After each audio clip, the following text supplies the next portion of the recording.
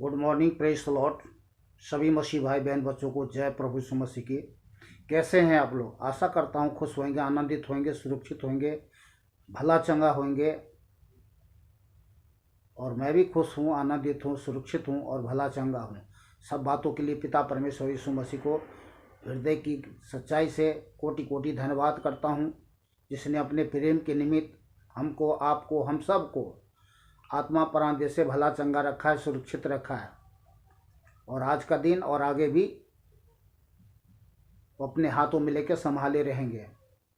जगत के अंत तक साथ देने वाला परमेश्वर है, साथ रहने वाला परमेश्वर है। आमीन। आज का वचन बहुत पावरफुल है। वचन को शुरू से लेकर के आखिरी तक सुने, ध्यान से सुने और आमीन के साथ वचन को ग्रहण करें। भगा भगा करके ना देखें, वीडियो भगा भगा करके ना देखें और ज़्यादा से ज़्यादा शेयर जरूर करें ताकि और लोगों को भी आशीष मिले।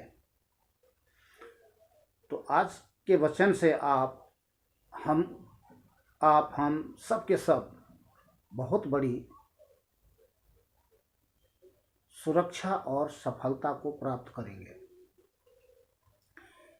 चलिए वचन को शुरू करने से पहले एक छोटा सा प्रार्थना कर लेते हैं। सर्वशक्तिमान पिता, दयालु अनुग्रहकारी करुणामय परमेश्वर, अब्बा पिता, मैं धन मसीह आप जीवित अद्वैत परमेश्वर प्रभु मसीह यीशु के नाम से आपके चरणों में आता हूँ। अब्बा पिता, धन्यवाद करता हूँ सब बातों के लिए जो शुरू से लेकर के आज के दिन तक हम सब के जीवन में, प्रत्येक भाई बहन बच्चे लोगों को जीवन में किया है, कर रहे हैं और आगे भी आप करते रहेंगे। इसके लिए कोटि कोटि धन्यवाद प्रभु यीशु के नाम से। होने दे महान परमेश्वर, आज के इस वीडियो से प्रभु हालेलुया हालेलुया, हजार नहीं, लाख नहीं, करोड़ों लोगों तक प्रभु हालेलुया ये वीडियो पहुंचे और सबके सब प्रभु हालेलुया सुरक्षा और सफलता प्राप्त करे प्रभु यीशु के नाम से। प्रार्थना सुनिए। धन्यवाद हमारा उद्धारकर्ता एक मां जीवित अद्वैत परमेश्वर प्रभु मसीह यीशु के अति पवित्र सामर्थी नाम से, आमीन। बोलिए आमीन। निर्गमन 19 अध्याय 1 से 25 आयत तक मैं इसको पढ़ के सुना रहा हूं, ध्यान से सुनिएगा।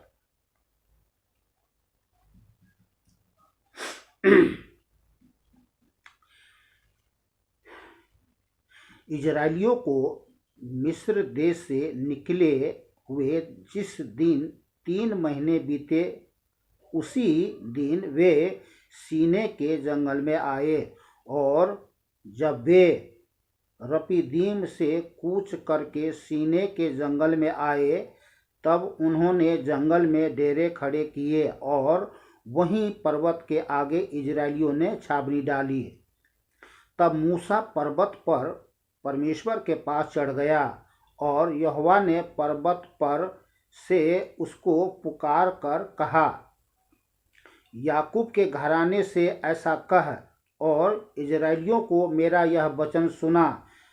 तुमने देखा है कि मैंने मिस्रियों से क्या क्या किया।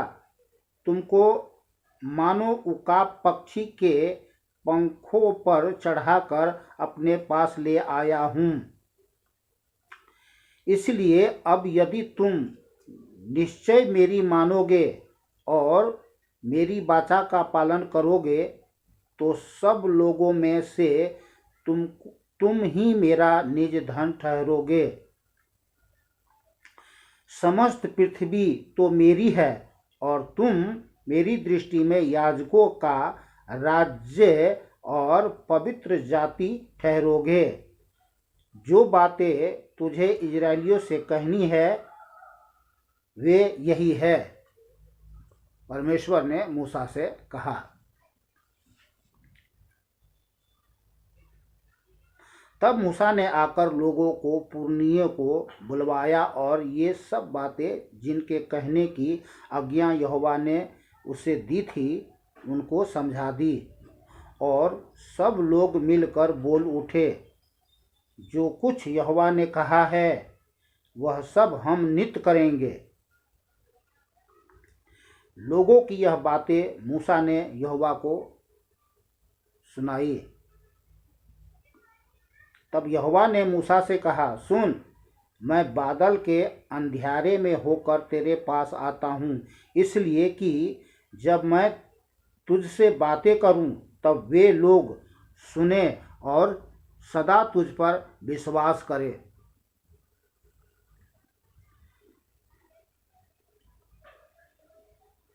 परमेश्वर के जो सेवक होते हैं और परमेश्वर अपने सेवक को वचन देते हैं और वचन विश्वासियों को सुनाया जाता है। इसलिए क्या करना चाहिए? परमेश्वर के दासों पर विश्वास करना चाहिए, विश्वासियों को। आमीन। और मूसा ने यहोवा से लोगों की बातों का वर्णन किया। तब यहोवा ने मूसा से कहा, लोगों के पास जा और उन्हें आज और कल पवित्र करना, और वे अपने वस्त्र धो ले और वे तीसरे दिन तक तैयार हो जाए, क्योंकि तीसरे दिन यहोवा सब लोगों को देखते सीनै पर्वत पर उतर आएगा। और तू लोगों के लिए चारों ओर बाड़ा बांध देना। ध्यान देने वाली बात है, चारों ओर क्या करना? बाड़ा बांध देना। देखिए,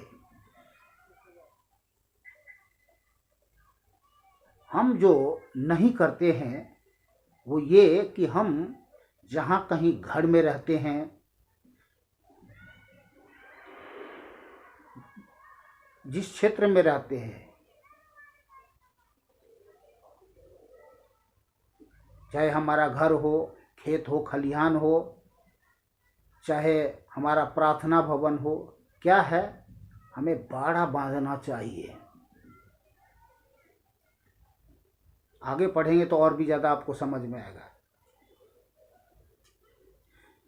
और तुम लोगों के लिए चारों ओर बाड़ा बांध देना और उनसे कहना, तुम सचेत रहो कि पर्वत पर न चढ़ो और उसकी सीमा को भी न छुओ, और जो कोई पहाड़ को छुए वह निश्चय मार डाला जाए। उसको कोई हाथ से न छुए, जो छुए उस पर पथराव किया जाए या उसे तीर से छेदा जाए, चाहे पशु हो चाहे मनुष्य, वह जीवित न बचे।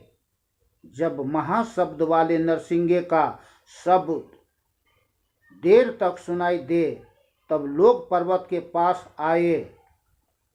तब मूसा ने पर्वत पर से उतरकर लोगों के पास आकर उनको पवित्र कराया, और उन्होंने अपने वस्त्र धो लिए। और उसने लोगों से कहा, तीसरे दिन तक तैयार हो जाओ, स्त्री के पास न जाना।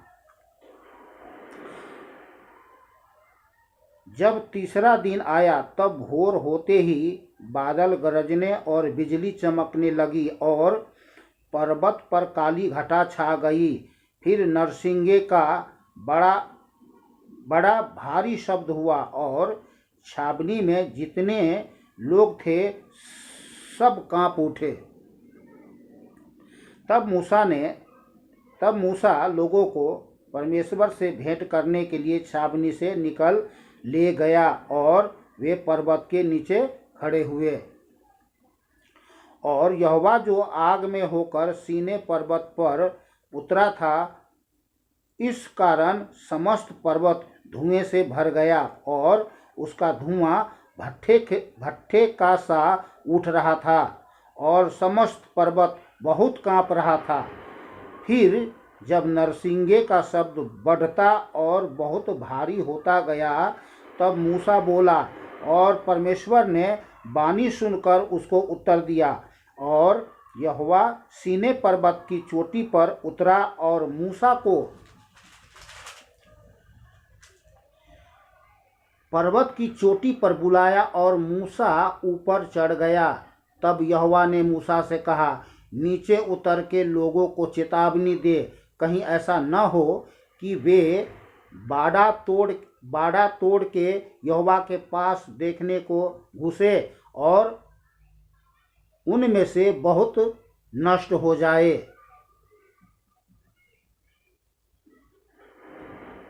बाड़ा जो तोड़ेगा वो क्या हो जाएगा? नष्ट हो जाएगा।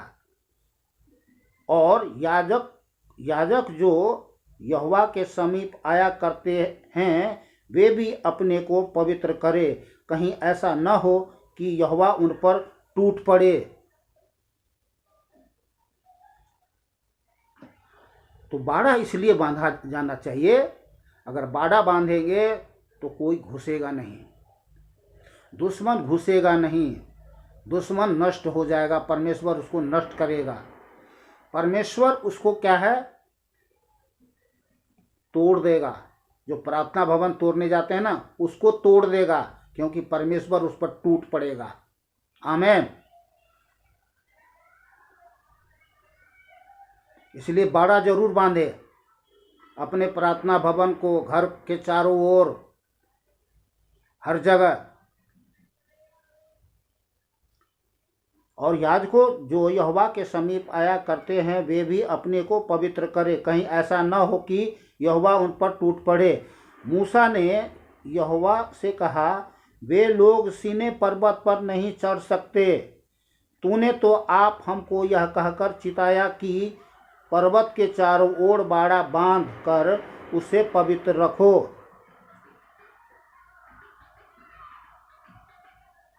परमेश्वर भी बाड़ा बांधता है और हमको भी बाड़ा बांधना है।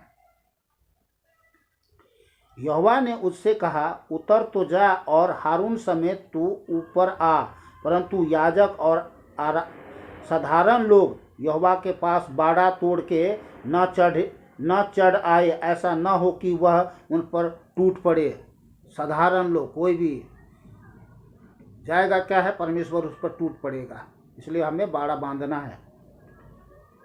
अतः ये बातें मूसा ने लोगों के पास आकर उनको सुनाई।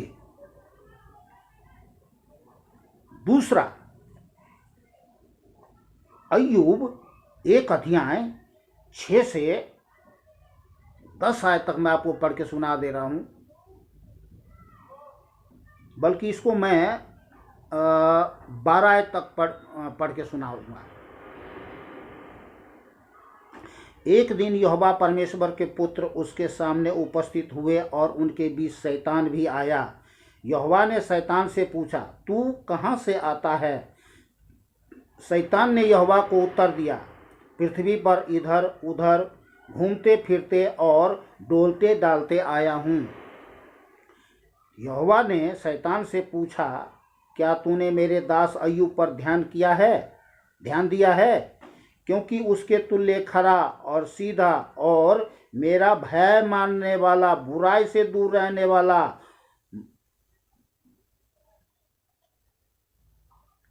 मनुष्य और कोई नहीं है।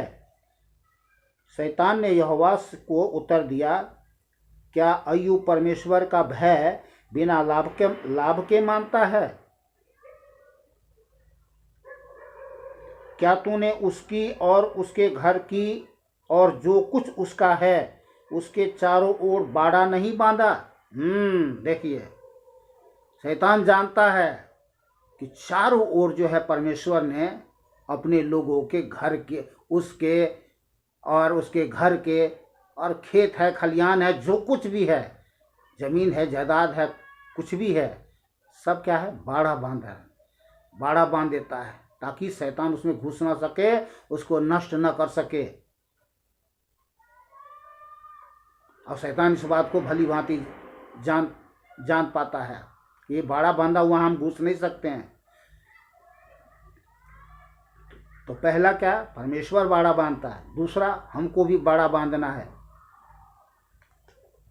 ये परमेश्वर ने हमें आज्ञा और अधिकार दिया है कि हम बाड़ा बांध सकते हैं, ताकि कोई दुष्ट और दुष्ट के दूत, दुष्ट आत्माएं, गरज शैतानी सेना कोई घुस न सके हमारे घर में, न खेत में, न खलिहान में, या फिर प्रार्थना भवन में, प्रार्थना भवन को तोड़ न सके।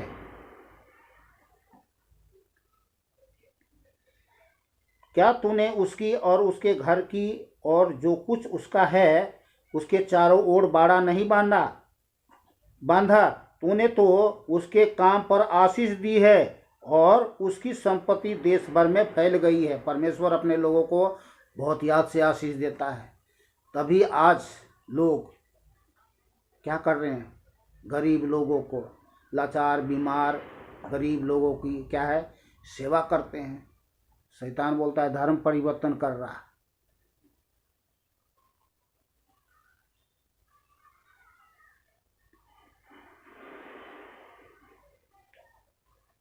आगे 11 है, परंतु अब अपना हाथ बढ़ाकर जो कुछ उसका है उसे छू, तब वह तेरे मुंह पर तेरी निंदा करेगा।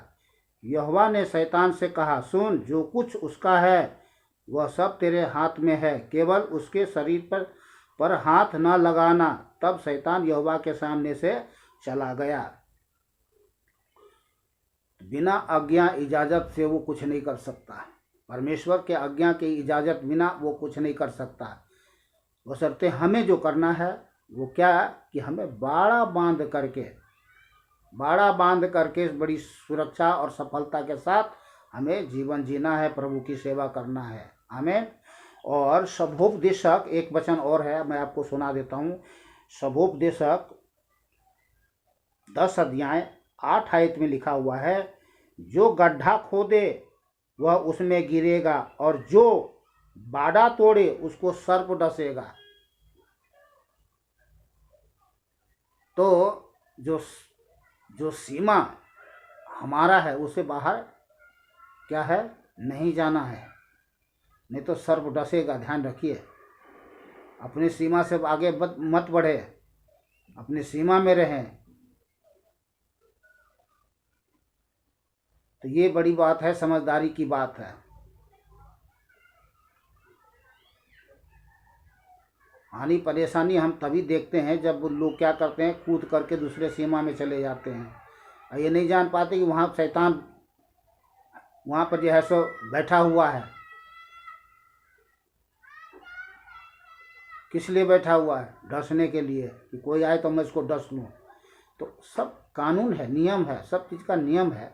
नियम के अनुसार हमें, परमेश्वर के सत्य वचन के अनुसार हमें जीना है, प्रभु की सेवा करना है। तो आज का यही वचन था कि हम प्रभु के वचन के अनुसार जो है क्या करना है,